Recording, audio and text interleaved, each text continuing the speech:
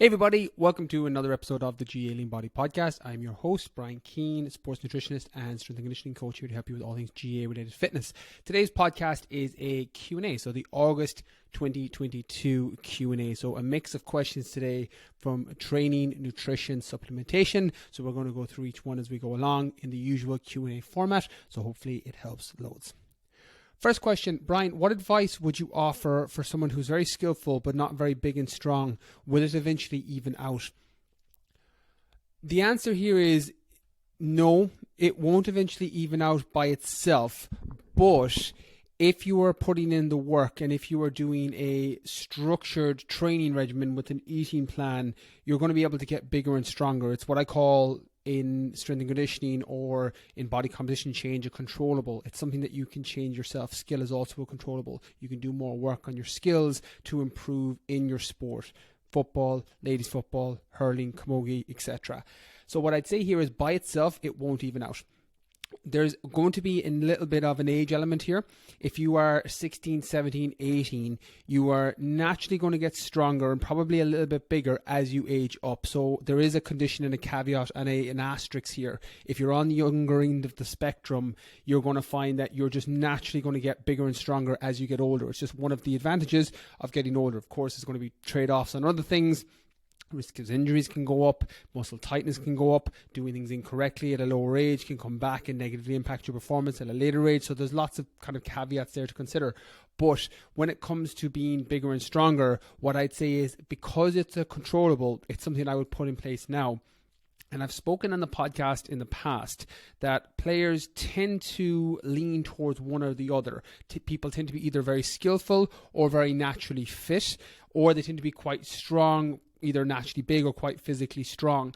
And normally what I would advise in an off season, not so much now in August, kind of summer, but in an off season, is that you work on your strengths just to kind of keep them working as a minimum effective dose, and you really hone in on bringing up your weaknesses. Meaning that if you're someone in this case who's quite naturally skillful or quite naturally fit, your training regimen in season, but particularly in off season, would be based around getting bigger, getting stronger.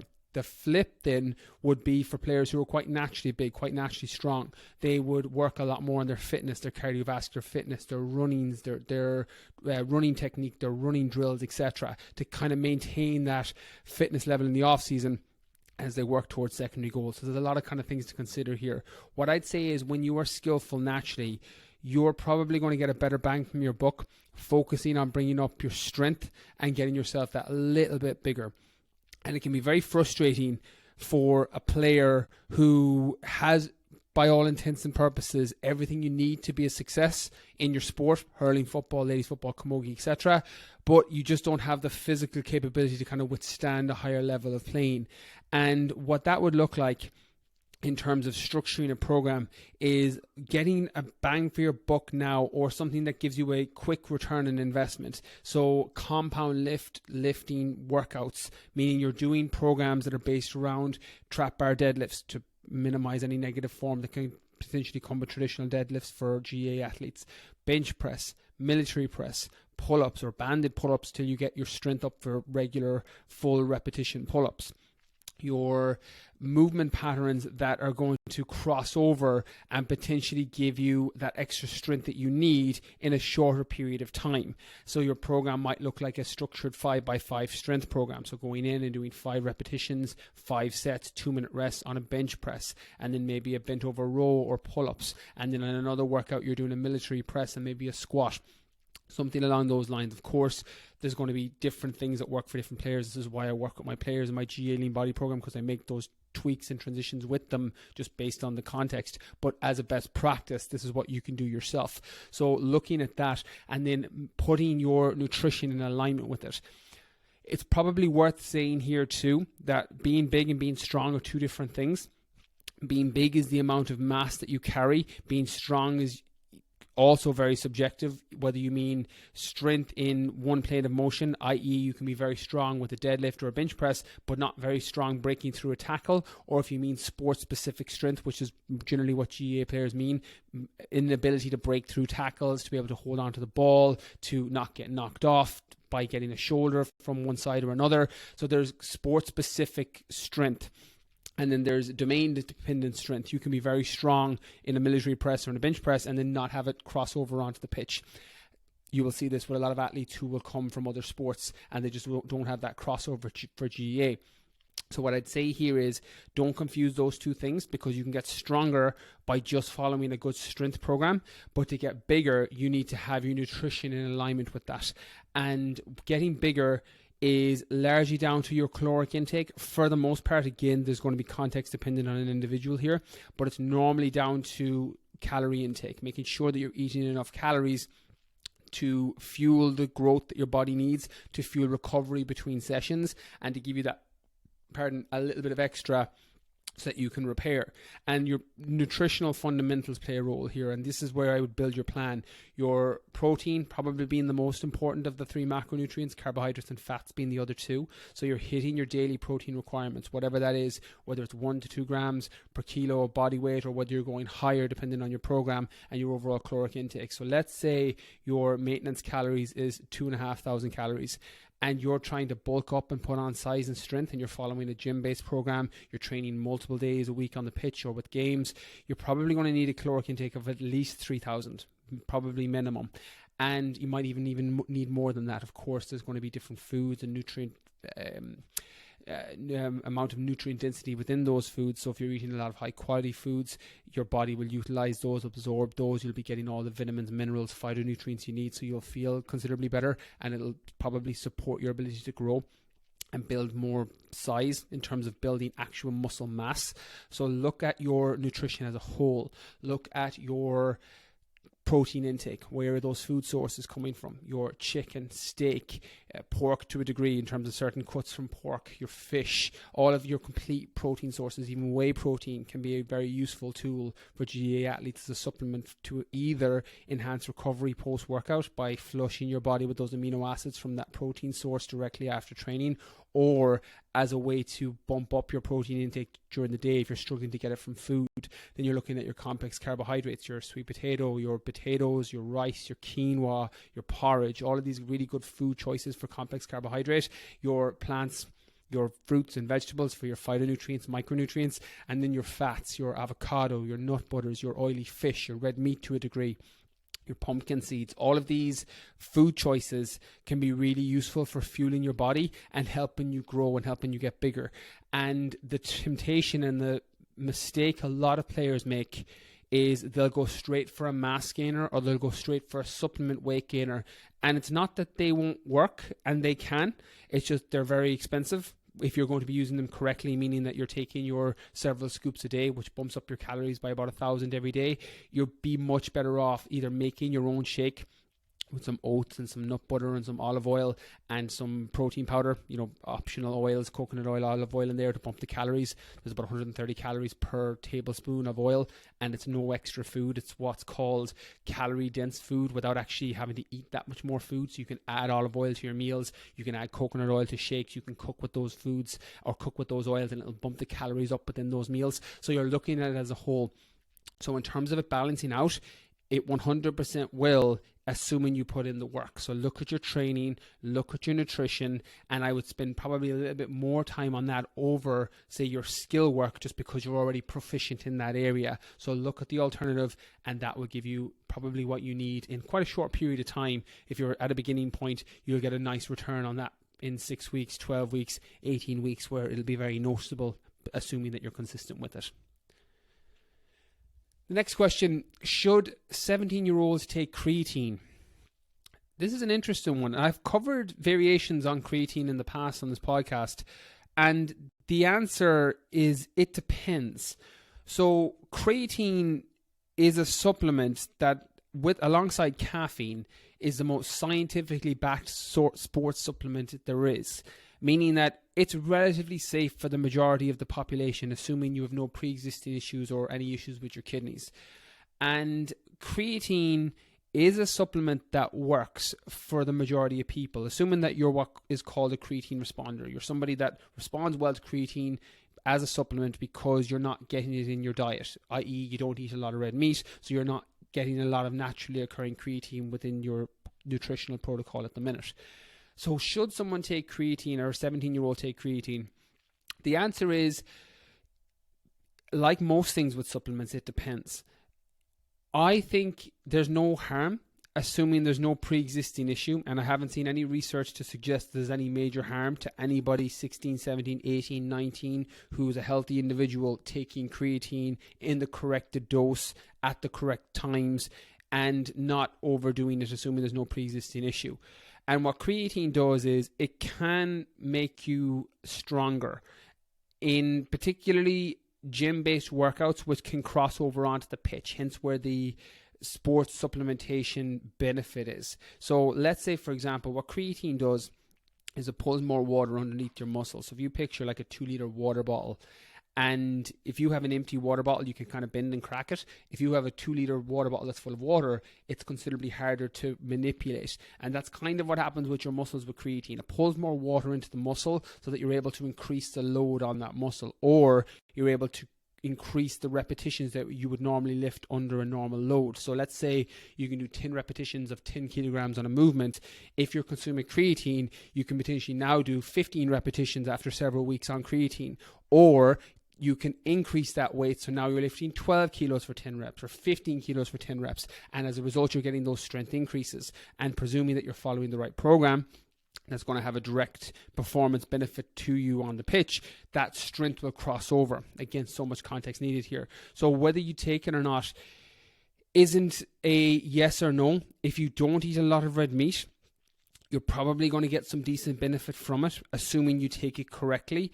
But also, creatine isn't a wonder supplement. It is a very useful sports nutrition aid, and it will help with strength increases following a resistance program that could potentially cross over into your performance on the pitch.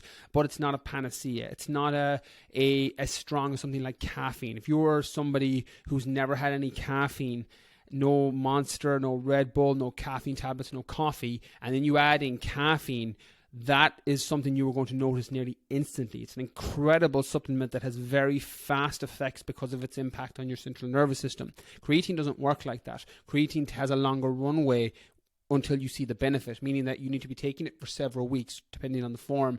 Creatine monohydrate, ethyl ester, trimalate. There's several forms of creatine that you can take. And it's not going to work instantly. It takes several weeks because it's intramuscular. It pulls water intramuscular. It's not a central nervous system stimulant like caffeine. So sometimes when younger players, 17, 18, 19, even younger, 16, think that, well, I'll take creatine and it's going to make me bulk up and it's going to make me jacked. And it might, assuming that you have your nutrition in alignment with it.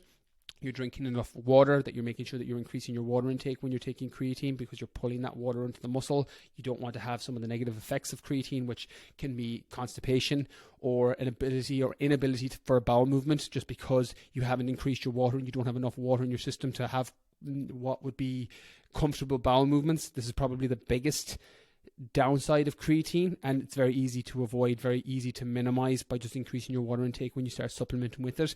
So what I'd say here is do your due diligence, look into it, understand it's not a panacea, it's not going to be a silver bullet supplement, but if your nutrition is good, if your training program is good, creatine can potentially help you get stronger, it can potentially help you get bigger, it can potentially help you build more muscle, provided you have everything else done right. Question 3. Tight calves and shins when running, doing a lot of stretching and strength work, but it doesn't seem to be helping. So tight calves and shins, I used to get this as well. I still get it a little bit with my runs, but when I used to play, shin splints were something that used to drive me absolutely insane. And for me, there's a kind of a 3-prong approach for minimizing them. Now, a little bit of this is anecdotal, a little bit of it is evidence backed, so I'll share the combination of both and which is which. When it comes to tight calves and shin splints, muscle tightness can definitely contribute to that. So if you are and have very tight calves, you can have this tightness within those calves and this tightness within your shins that can lead to shin splint, or just get that tightness feeling where it's just stiffening up. And a good recovery protocol can minimize this. So you can do active recovery, which is foam rolling, either with a normal foam roller, correctly using myofascial release. So in my GAA Lean Body program, in the recovery protocol, I show you how to myofascial release correctly, because a lot of players do what I call shagging the foam roller, where they go up and down, like you fucking pulled on a Friday night. And that's not the way to foam roll. What you do with foam rolling is you need to find the point of tightness, and either with if it's trigger point tension with a hamstring, or a foam rolling or a roller with your calf, you're finding the point of tightness, and then you're just going a millimeter up and down to loosen up and create that myofascial release on the muscle. So if you picture it like a tight fist, applying pressure with one hand on top of the fist can eventually loosen it up. And that's what happens with the muscle within the calf if you're using foam rolling correctly. And that can help, that myofascial release. Another thing that's worth considering here when it comes to the evidence-backed approach on this is your footwear and your biomechanics of your run. So if you have a poor biomechanics for running, meaning that you overpronate, your foot rolls inwards, or your foot rolls outwards, or you have any sort of foot striking issue when you hit the ground, that can cause an issue as well. So if you think about it like your foot hitting the ground the incorrect way over and over again, which is happening when you're running, that can create tightness in those other muscles as it goes up through your foot. And obviously your calves and your shins are going to be the kind of the first area that tighten. Your Achilles can also become an issue here. So you're looking at your biomechanics on your run. Most stores, you can use somewhere like FCE Scan if you want a full body scan on your run, or a lot of stores, Elvery's Lifestyle, will have people who will check your running technique and then offer recommendations for footwear. And if you're using football boots, you might need some form of orthotic on the inside of your shoe, or to go and slide and slip inside your shoe that helps with, particularly in the case of overpronation. So any expert on orthopedics can also can advise you on that. It's just an area to look into. The last thing that I would advise, and this is a little bit more anecdotal based on my background as a sports nutritionist, and that's inflammation within your body overall and your diet overall. So if you are somebody who's consuming a lot of sugar or a lot of processed foods, and you have a lot more inflammation within your gut, inflammation within your body overall, that can leak over into an increased risk of injury or an increased risk of muscle tightness. Now, as I said, I'm a little bit hesitant to even recommend this because I'm using several studies on evidence-backed that are outside of sports nutrition to kind of give this recommendation, but it's definitely something I've seen myself and with clients when we've cleaned up their nutrition, increased their micronutrient profile in their foods, dialed in their protein intake, making sure there's not too much in there so that the inflammation isn't too high, which can be a problem with some athletes. And then as a result, their risk of injury or muscle tightness can go down. So there are a few things to consider. Then you have your overall recovery protocols, your ice baths, your Epsom salts, your sauna, your heat, your cold exposure. All of those things can help. I've done a separate podcast on that, my favorite recovery protocols. So you can check that out at the end of this episode, and hopefully that will help a lot as well. Question 4, should I take electrolytes before a game? I get tight at the start of a game, but then it goes in the second half. My gut tells me, and I don't have all the context here, generally I would, when I'm working with players, it's very easy for me to recognize if they need an electrolyte drink based on their sweat levels normally. If I have a player, and I've had players in the past, this is one of these things that is an absolute game changer and is such a simple fix if you struggle with it. If I've had a player who really struggles with concentration or muscle cramping or just not feeling at 100%, normally towards the latter half of a second half of a game, and they've sweated profusely before that point, it's normally an electrolyte imbalance. Like, there can be a carb load issue, there can be a whole host of other issues, but it's normally an electrolyte issue. Same as my players who are working or training and playing games in the Middle East.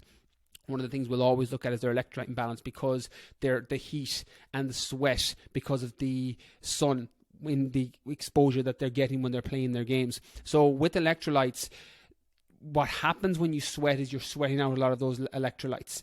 And generally what I'd say is, if you had reversed your question, saying that you feel fine at the start of games and then towards the second half of games and towards the latter end of the second half you're starting to struggle, I would probably look at electrolyte imbalance, especially if you sweat quite a lot. In this order, it's unlikely that electrolytes are going to help you. So the tightness at the start of games is probably down to either not fully warming up correctly or not having something that kind of gives you that kickoff and that start point. So when I come to question 6 about limiting caffeine intake before games, this is where something like caffeine can help quite well. Now, it's not necessarily a direct recommendation, although I do think in terms of sports performing supplements, there's very few out there that will compete with caffeine in terms of its ability to improve performance in a very short period of time, concentration, perceived rate of muscular endurance, so you're not fatiguing as quickly as you would without it. It's an absolute wonder supplement. So what I'd be inclined to do here is that tightness, I would look at your warming up before games. So is it actual physical tightness you're getting? Your muscles are starting to tighten up as you warm up, which means that you probably need a different warm-up protocol, either extra stretching, either dynamic or static or a combination of both, or you need a different warm-up protocol. With a lot of, and I don't do as much work with inter-county players anymore. I do a lot more work with club players in recent years. But when I was doing a lot of work with inter-county players, you would see this trying to hit what is basically in vernacular second wind before a game starts. So if you watch inter-county teams warming up, they're warming up at a very intense level, and that can be partly down to the fact that they're playing at a higher level, but also they're trying to break that second wind before they go out, and or quote unquote vernacular that people are familiar with, that second wind. And that's something that you could potentially implement in your strategy. If you're warming up too easily and it takes you half a game to get into it and you're kicking into gear in the second half, it might be that you need to be way more intense in that warm-up period so that you can mimic how you would feel in the second half of a game going into the first half. And then after that, it's just maintenance. So your halftime maintenance might be looking at your electrolytes if you've sweated a lot, or your amino acids if you wanted to get that in. Again, this one is kind of one that splits players, but amino acid or glucose-based drink, so a carbohydrate-based drink. Different sports nutritionists have different preferences on whether it should be glucose-based or amino acid-based or a combination of both. Again, like most things, I think it depends on the player. But that's something you would look at. Then it becomes a whole game strategy that you have. So with a performance for football, hurling, ladies football, camogie, the goal is always to be at 100% or as close to 100% as you can be during the actual physical performance of the game. And your warm-up starts that. I would argue that your pre-match meal also starts. It kicks that into process. So you're trying to dial in that pre-match meal, complex carbohydrate and a protein source. You've got your warm-up strategy right. Your stretching, your dynamic or static stretching, or your high intensity to warm up before a game. You've got your first half where you're warmed up and hopefully playing at your best first. Then you've got your halftime maintenance. Is that staying on top of your hydration? Is it adding in a glucose gel? Is it adding in an amino acid drink? And then you've got your second half, and you've got your post-workout, which is your recovery, which you look at with again, either fast digesting carbohydrate or a fast digesting protein source, glucose drink mixed with whey protein as an example, and then your post-workout meal, your complex carb again, and your high quality protein source. So that whole window of time is something that you want to look at, because it improves your performance for the next day, it improves your recovery, and can add up and compound very positively over time. So don't look at it as a single isolation, take an electrolyte drink or not. Look at it as a whole and adjust whatever part of your regimen needs adjusting. Number 5, best leg exercise with only an adjustable dumbbell. So adjustable dumbbells work in a kind of a similar way to just normal dumbbells in a gym.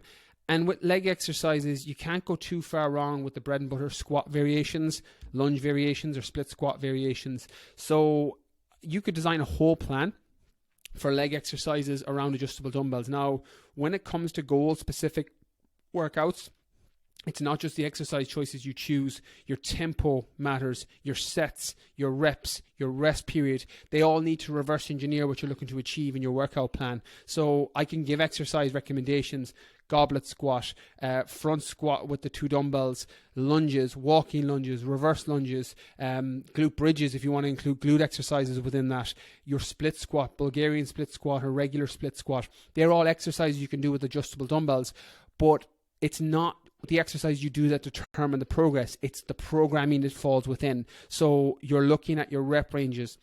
Are you trying to focus on strength? So lower end of the rep ranges, 5-6 reps. Are you focusing on hypertrophy, 8 to 10 reps? Are you focusing on endurance, 12 to 15 reps plus? What's your sets in terms of how many sets are you doing, 3 to 4 sets? Is your rest period within that strength parameter? So, 2 to 3 minute rest, or are you going short with 30-second rest to improve your overall fitness and aerobic capacity and your ability to recover fast between sets and adjust the dumbbell weight down so that you're able to complete it as more of a circuit? So there's lots of things to consider than just exercise choice. But if you're looking for just that, where you're like, I've got the rest covered, Brian, I'm good with the sets, the reps, the programming, then those exercise choices are good ones with adjustable dumbbells. And then the last question, do you recommend limiting caffeine intake to get the most out of match days? Yes. The short answer here is yes, 100%. And I think caffeine, when you look at caffeine as a performance-enhancing drug, which is what caffeine is. It's legal in nearly every country in the world, probably every country in the world, but it's a drug. It's just an incredible drug that's available everywhere. But if you look at it like a performance-enhancing drug, then you're able to treat it like that. And the problem with caffeine for GAA players is a little bit of a issue throughout day-to-day life, where a lot of people will drink coffee throughout the day, or they'll drink Monster or Red Bull or caffeinated drinks, pre-workouts, etc. And that's all fine. But if you're trying to get the most out of this sports-enhancing drug, it's worth treating it as such. So the way you would look at caffeine is this incredible tablet or drink can kick my central nervous system into gear. It can improve mental focus. It can improve reaction times. It can improve perceived fatigue level through games, meaning that you don't feel as fatigued as quickly. And if you can utilize it for games, you're going to get the best out of it. And this can be hard because it depends on your starting point. If you're a player or an athlete who has never used caffeine before and then you introduce it, and you only use it for games, you're going to get an incredible performance-enhancing benefit from it. If you're somebody who consumes a lot of caffeine throughout the day, you're probably going to have to reduce it back and have that little bit of caffeine withdrawal for several weeks, several months before you get the benefit of it. I had a player 3 programs ago actually, he was in the New Year program, who was a caffeine addict, came out of the army, consumed several cups a day, took pre-workouts, and wanted to get to the point where he could use caffeine on just either training days or just game days and get the benefit. So we had to do an entire withdrawal, a mini withdrawal with him, because if you go from drinking a lot of caffeine or a lot of caffeine consuming drinks or beverages or tablets in the case of a supplement to none, you're going to get horrible withdrawals. And again, I've done this in the past. You'll get headaches, you'll get fatigue, you'll feel horrible, your mood will drop. It just, everything. You can get constipated. It just, everything feels like it's shutting down for 7, 10, 14, 21 days, depending on your consumption of caffeine before that point. So I would normally recommend scaling it back first and foremost, instead of going cold turkey with it, where you scale it back gradually. If you drink 3 cups of coffee a day, you go to 2, and then you eventually after several weeks go to 1, and then you ideally get down to 0 and you just consume it before games if you want to get the maximum benefit from it. So it's not necessarily everybody should do this. I think some people love their cup of coffee. Some people love their cans of Monster. They love their pre-workouts. And if you want to keep doing that, by all means, yes. But if you're thinking about getting the most on match days and really elevating your performance with a supplement that works in a very, very short period of time, i.e. you take caffeine and within 30 to 45 to 60 minutes, you're going to feel the effects of it, assuming that you haven't burnt out your adrenals and you're not completely caffeine insensitive from overconsumption, you're going to get that positive performance enhancing boost from it. So if it is an option and it's something you want to take seriously, the best scenario is always going to be take caffeine on those days. For example, I only take caffeine before I train or before I'm doing any sort of thought-provoking work, i.e. before I record a podcast or before I write. I try not to take caffeine outside of those times ever. Like, I'll only take it before training and I'll only take it before creative tasks at work so that I can actually utilize that drug to enhance performance. And something I'll do before races is I normally take a week to 10 days to 14 days, depending on the duration of the race, off of caffeine so that I can reintroduce it on the day of a race and get that benefit again. So that's just something I do in the realm of kind of endurance events, etc., runs, but it's also something that crosses over very well for GAA here and GAA specific performance. So when it comes to caffeine and limiting caffeine intake, definitely experiment with it. It's an unbelievable supplement for the majority of people, provided you take it within the safe parameters. Again, overconsumption of caffeine can lead to death, so be very, very mindful. It's one of those supplements that you can 100% overdo it, particularly if you're supplementing with it, or drinking 10, 15, 20 cups of coffee. You probably won't die on that, but you'll have a very bad time. You might die, so maybe don't experiment with it, but it is something with a negative downside if you overconsume it, so proceed with caution, but within the right dose, it is an absolute wonder supplement. So there are some things to consider on it.